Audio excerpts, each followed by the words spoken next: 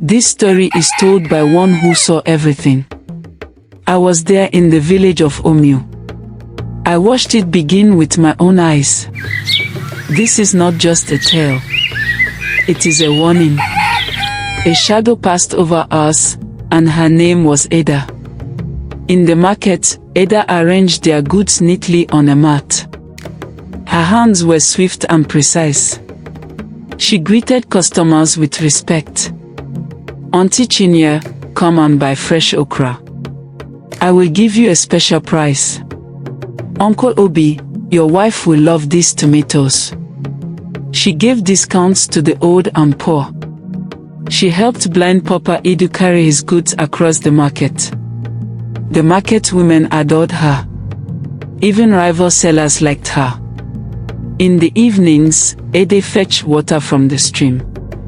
She cooked, washed clothes, and read by lantern light. Her parents were proud of her. "She's not like other girls," her father would say.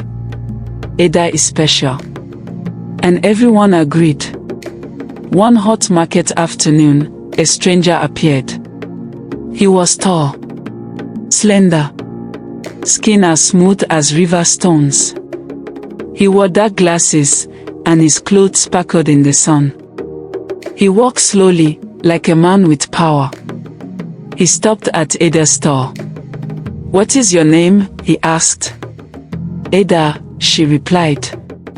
He bought everything. "Paid 10 times more."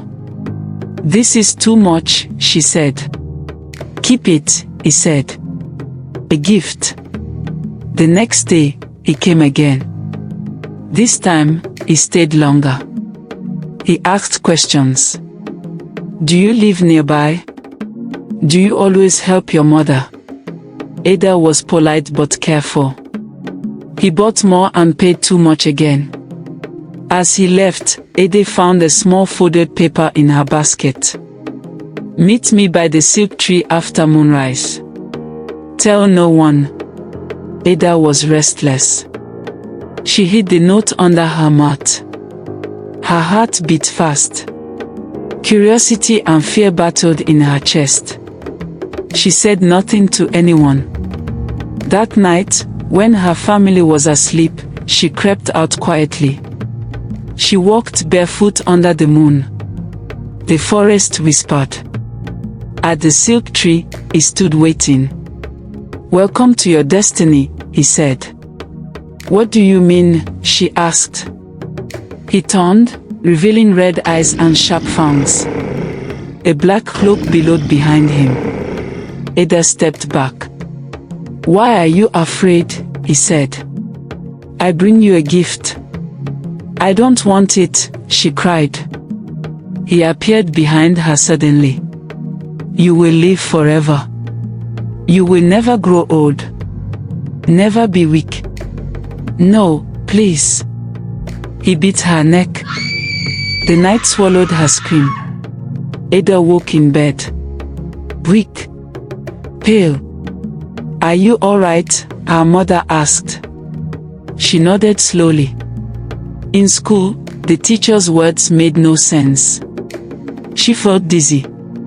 Her stomach growled with a strange hunger. On her way home from the market, she saw a chicken stray. Her body moved fast. Unnaturally fast. She snatched it, ran into the bush, and bit its neck. Warm blood filled her mouth. Her eyes closed. It felt wonderful. She walked home smiling. Every night, she fed chickens, goats. Blood was her new food. She moved without sound. No luck could hold her back. The animals began to vanish. "The animals are vanishing," the farmers cried. The elders held a meeting under the iroko tree. "Something dark walks among us," the chief priest said. "From today, we lock every pen with chains and iron padlocks," the village chief ordered. Ada heard. She was afraid and angry. She could not feed. She grew weak. her eyes sunken, her strength fading. At the market, she dropped tomatoes. Customers scolded her. "You're no longer the sweet Ada we know," they said. She said nothing.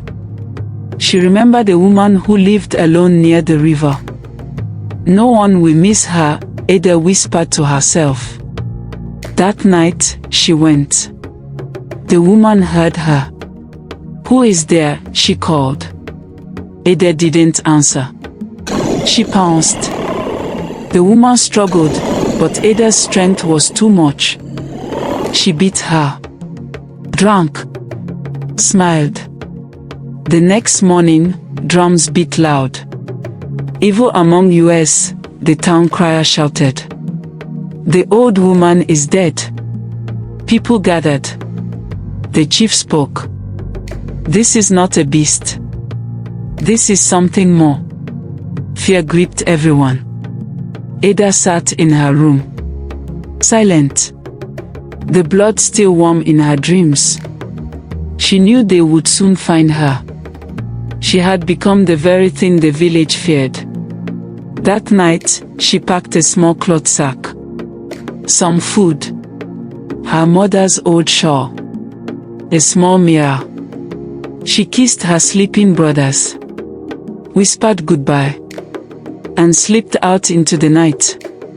She walked past farms, forests, streams. She didn't know where she was going, only that she could not stay. She found shelter under an abandoned hut. She cried. She sang a lullaby to herself. "I didn't ask for this," she whispered. Back in Omu, a group of hunters gathered. "We must find the beast," the village chief said. They followed footprints, clues, a broken tomato near the silk tree. Other villages heard of Omu's terror. An evil spirit in girl's form, some said. A cursed child, others whispered. In a small stream, Ada saw her reflection. Pale, eyes glowing faintly. "Who am I now?" she asked herself. She wept. Far from Omu, Ada vanished into the forest path. Her journey had just begun. And I, the one who saw it all, tell you. It was late afternoon. The sun had dipped low behind the trees. A little girl named Ijeoma walked along the narrow path home from school, swinging her school bag, singing softly. Suddenly, a rustling in the bushes. She stopped. "Who's there?" she called nervously. From the shadows, Ada emerged. Her eyes glowed faintly. Her dress was stained. Her steps were slow, like something not fully alive. Ijeoma froze. "Auntie Ada." Ada said nothing. Her body trembled. She was hungry, desperately hungry. But something inside her hesitated. She stepped forward. Ijeoma screamed and fled. Her little feet flew down the path. She did not stop until she reached the palace of the village king. "A creature," Ijeoma cried. "A woman with glowing eyes.